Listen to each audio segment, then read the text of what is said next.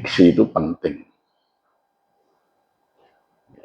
Sehingga ketika orang menjadi tokoh umat tuh menyempit, tidak kemudian meluas. Ya. Jadi ketika milih seorang kiai calonkan presiden, kira-kira begitu. Ini nih milih presiden, bukan milih MUI kok, harus kiai. Gitu. Jadi seakan-akan kalau umat tuh tidak berhak memimpin negara dan bangsa gitu. Jadi itu harus kita ambil kembali. Jadi makanya jangan kaget kalau problem apa di Jogarta itu diksi-diksi kerakyatan yang kita munculkan. Itu ada ya alasan ideologis, sosiologis, historis yang kita tempelkan. Karena umat itu mewakili kemindiran para pemimpin yang terpinggirkan dari publik. Gitu. Sehingga pemimpin umat itu nggak pernah bisa besar. Gitu. Termasuk partai umat nggak bisa besar. Saya sudah ngomong itu. Salah itu milih nama itu. Oh, kalau mau pakai dalil, oh, umat itu dalam Quran maknanya begini, itu dalam Quran, dalam benak publik. Tidak. Itu loh. Ya. Jadi narasinya itu tidak tepat. Ya. Jadi ketika Pak Amin buat partai umat, Bu Neno Warisman mendatangi saya. Diutus Pak Amin minta pendapat, saya bilang namanya salah. Saya bilang ini akan jadi partai kecil. Karena istilah umat itu simbol keminderan umat Islam ketika berebut suara rakyat Indonesia. Karena umat itu baru dimunculkan dalam narasi-narasi publik ketika terpinggirkan dalam perebutan kekuasaan. Waktu itu internal aktivitas pergerakan nasional. Jadi pemimpin umat itu ya, pimpinan Gontor, pimpinan Muhammadiyah, pimpinan NU gitu. Kalau pemimpin rakyat itu Bung Karno, Bung Hatta yang memimpin seluruh anak bangsa, kira-kira begitu. Nah itu.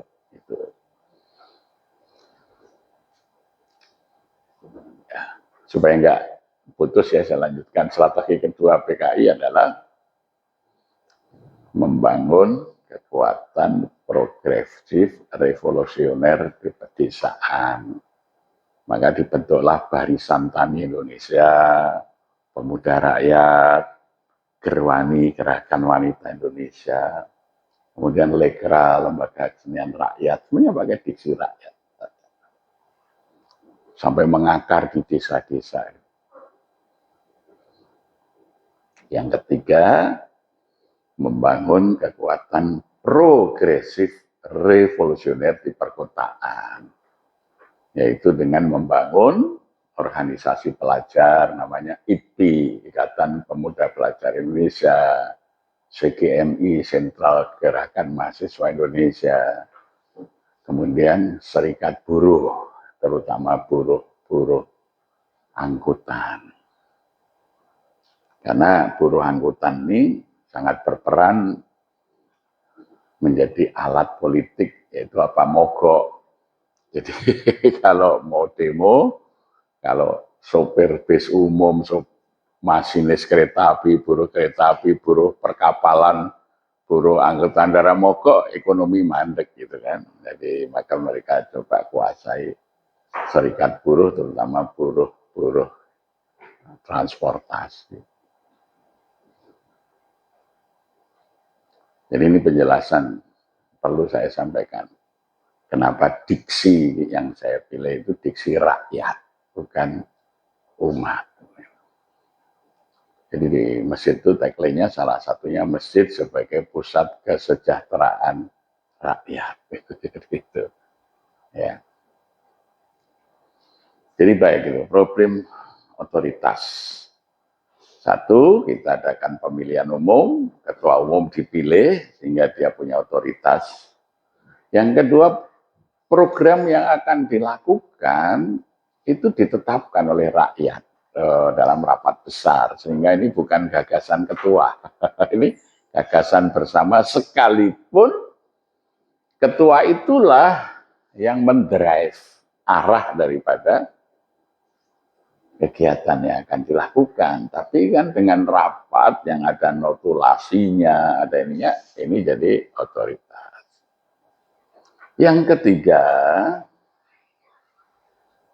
otoritas keilmuan, di mana semua program itu harus ada sandarannya di dalam Al-Quran dan Sunnah.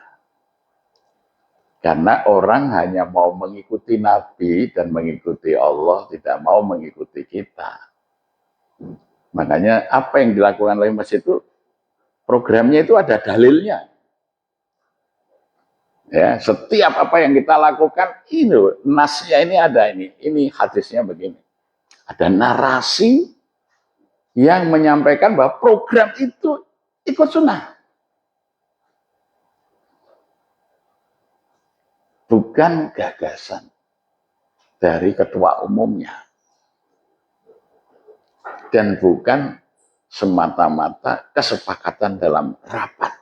Tetapi kesepakatan dalam rapat dalam rangka ittiba. Kul in kuntum tuhibbunallah fattabi'uni yuhibbukumullah. Ayaghfir lakum dunubakum wallahu ghafurur rahim. Surat Ali Imran ayat 31. Jadi apa yang kita lakukan itu harus ada dalilnya, itu apa? Landasan daripada setiap kegiatan yang dilakukan masjid itu otoritasnya secara syar'i ada. Sehingga tidak bisa dibantah. Sehingga sering dalam narasi publik saya sampaikan sederhana begini. Kalau masjidnya pengen makmur, jangan kreatif. Itu saya selalu katakan. Masjid-masjid tidak makmur karena pengurusnya kreatif. Kalau mau makmur, tidak boleh kreatif urus masjid itu. Jiplak saja apa yang dilakukan Nabi, itu insya Allah makmur. Gitu. Jadi jangan kreatif. Ngurusin masjid itu ketibak saja, menjiplak, meniru Nabi. Nah, contoh paling fenomenal apa? Nabi itu tidak pernah mengunci masjidnya, 24 jam masjidnya dibuka, malam hari lampunya terang benderang. Pengurus masjid sekarang kreatif, malam hari lampu dimatikan, pintunya dikunci, maka tidak makmur itu karena kreatif pengurusnya kan gitu. Ya, ini contoh kreativitasnya itu menjadikan masjid tidak makmur. Nabi itu sahabat-sahabat yang tidak ada tempat tinggal disuruh tidur di masjid, disediakan sufah. Maka muncullah al-sufah kayak Abu Hurairah, Anas bin Malik, Salman Al-Farisi, Abi Dzar Al-Ghifari. Pengurus masjid sekarang kreatif, ditulisi dilarang tidur di masjid. Gitu. Nabi tidak pernah membiayai masjid dari kota infak. Itu kreatif, maka nggak maju masjid yang bergantung dari kota infak itu. Dari mana masjid dibiayai zaman Nabi? Dari wakaf produktif. Karena ketika masjid telah dibangun Nabi, muncullah ayat 92 surah Ali Imran, lan tanal birra hatta tunfiqu mimma tuhibbun. Maka Sayyidina Umar mewakafkan kebun kurma di Khaybar. Abu Talhah mewakafkan kebun kurma Buraiha.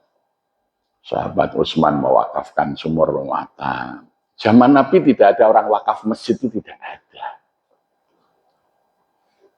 Jadi wakafnya adalah wakaf-wakaf yang produktif. Gontor ini bisa maju karena wakaf produktif. Kan? Dulu Trimurtinya itu kan ketika disuruh mengelola pondok menolak. Saya nggak bisa mengelola pondok, saya harus mikir anak, istri. Akhirnya wakifnya ngasih 30 hektar di Mantingan itu sawah kan, masing-masing 10 hektar untuk membiayai hidup 3 kiai ini, Kiai Sahab, Kiai ya Sarkasi kan gitu. Sehingga 3 orang ini full ngurus pesantren. Karena kehidupan keluarganya sudah ada sawah dari wakaf produktif tadi. Maka Gontor menjadi maju, sekarang jadi pesantren putri itu sawahnya kan yang dimanting. Ya. Jadi kalau tiap bulan kiai ini harus mengedarkan sumbangan, minta infak untuk ngurus pesantren, nggak akan maju pesantrennya. Ya, nggak akan maju. Apalagi nunggu syariah santri, umur orang belum percaya menitipkan anaknya kan baru merintis pondok, tidak bisa jalan. Jadi Gontor ini bisa berkembang karena juga mengikuti sunnah tadi dari apa, wakaf produktif.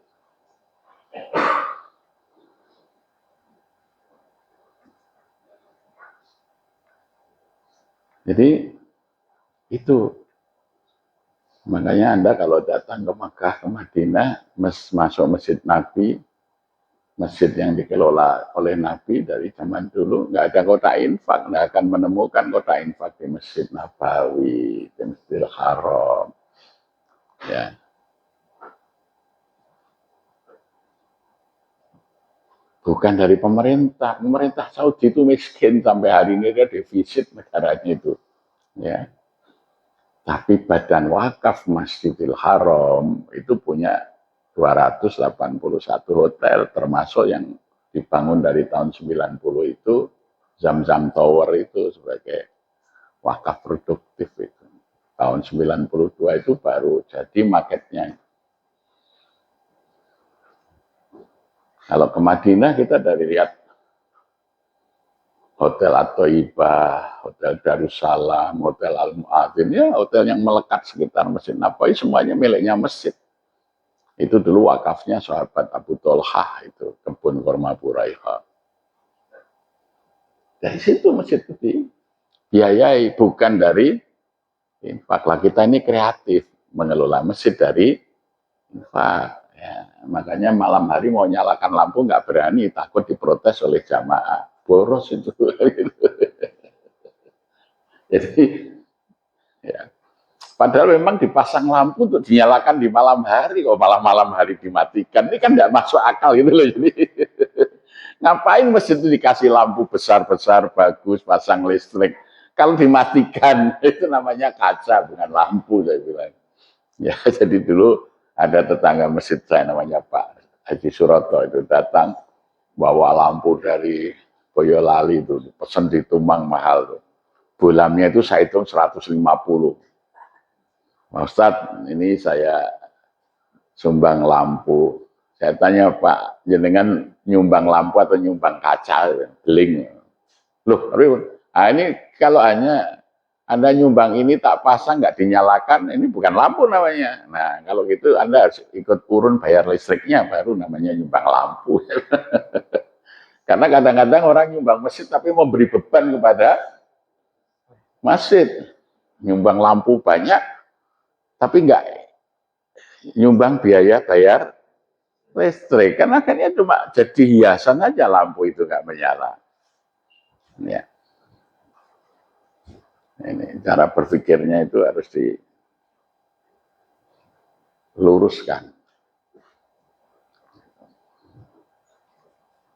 Jadi itu